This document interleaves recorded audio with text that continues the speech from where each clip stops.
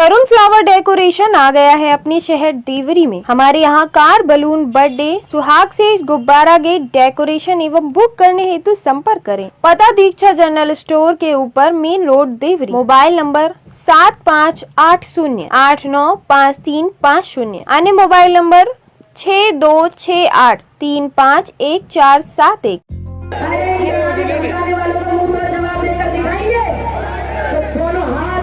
बुंदेलखंड की बेटी fire brand हो सकती है, परंतु कायर ब्रांड नहीं। साधना भारती। भाजपा ने मध्य प्रदेश में पिछड़ा वर्ग को छलने और विश्वासघात करने का काम किया।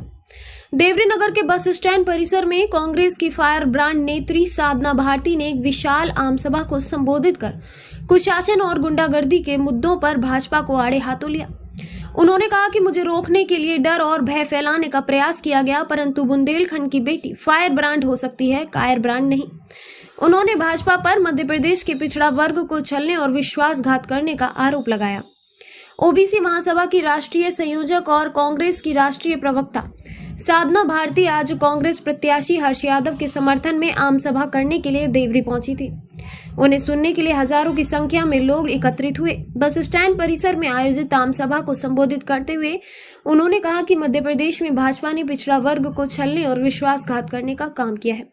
उन्होंने कहा कि पिछड़ों के दम पर काबिज होने वाली भाजपा सत्ता में आने के बाद भूल जाती है और उन पर अत्याचार करती है, लोगों को आतंकित करने का प्रयास करती है।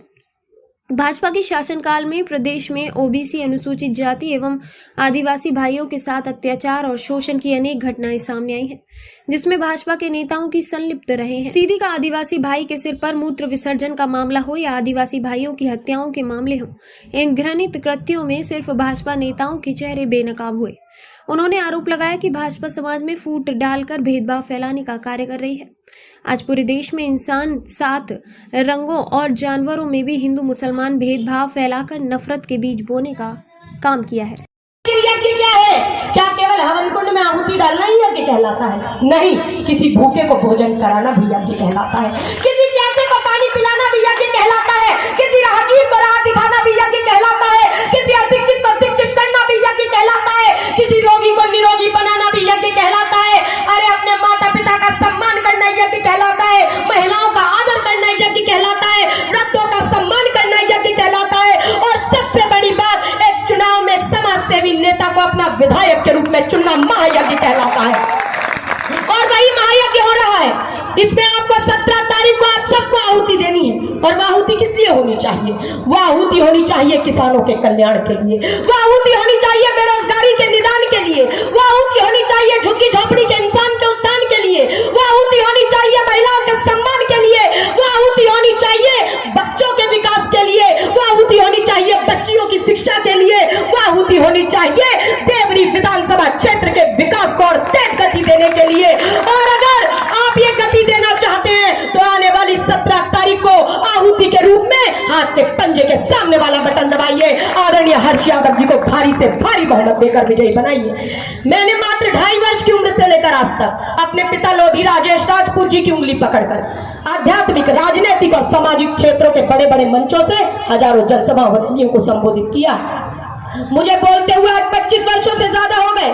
और इन 25 वर्षों में जब मैं पहली बार आदरणीय श्रीमती सोनिया गांधी जी से मिली थी 25 अक्टूबर 2003 को, तब मेरी उनसे पहली मुलाकात हुई। 1 घंटा वार्तालाप हुआ। मैं उनके स्वभाव से, उनके चिंतन से, उनकी अडिगता से, उनकी सरलता से, उनके उद्देश्य से, उनके उद्देश्य की व्यापकता से, उनके प्रति प्रतिबद्धता से और विशेषकर उनकी धर्मनिरपेक्षता की विचारधारा से इतनी प्रभावित हुई कि उसी दिन से मैंने सोनिया जी के बीच में प्रस्तुत कर चुके हैं कि कांग्रेस की सरकार बनेगी तो नारी को सम्मान मिलेगा, किसानों को सम्मान मिलेगा, कर्मचारियों को सम्मान मिलेगा, बेरोजगारों को रोजगार मिलेगा। और वो नन्हे मुन्ने बच्चे जिनके माता पिता आर्थिक तंगी में बच्चों को नहीं पढ़ा पाते हैं, उनको हम स्कॉलरशिप की सौगात देने का काम करेंगे। इसलिए मैं आप लोगों से कहना चाहता हूं, हमारे साथियों ने वचन पत्र के बीच प्रस्तुत किया है। जिस तरह गीता, पुराण, कुरान, रामायण हमारे धर्म ग्रंथ हैं, इनको भी अपने पूजा के स्थान में सहेज के रखना और सुबह शाम अध्ययन करना, यदि कांग्रेस की सरकार आपके आशीर्वाद से बनती है तो निश्चित रूप से एक एक वचन हमारा नेता कमलनाथ वो पूरा करके किसानों का कर्ज भी माफ करेगा, बिजली 12 घंटे देगा, 100 यूनिट तो बिजली फ्री देगा, पहली से लेकर 12वीं तक बच्चों को 1500 रुपए महीना देगा, सामाजिक सुरक्षा पेंशन 600 से 1200 देंगे, विकलांग पेंशन 2000 करेंगे और प्रधानमंत्री आवास की राशि कितनी करेंगे? 2.5 लाख करेंगे। बहन बेटियों की शादी के लिए कितनी राशि देंगे? 1,51,000 रुपए की राशि, 1,01,000 रुपए की राशि 18 में हमने की थी कितनी? 51,000 रुपए। और सबसे बड़ी सौगात हमारे गरीब भाइयों के लिए, परिवारों के लिए देने वाली है कांग्रेस सरकार कि मध्य प्रदेश में कांग्रेस की सरकार बनने पर पारिवारिक बीमा योजना हम लागू करेंगे।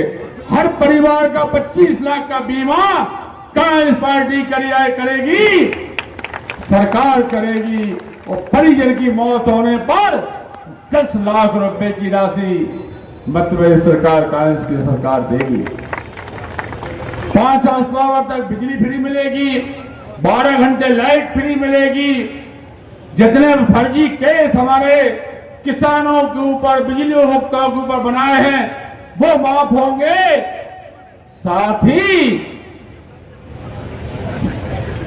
मुफ्त बिजली की योजना भी हम आपके बीच में लेके आए हैं।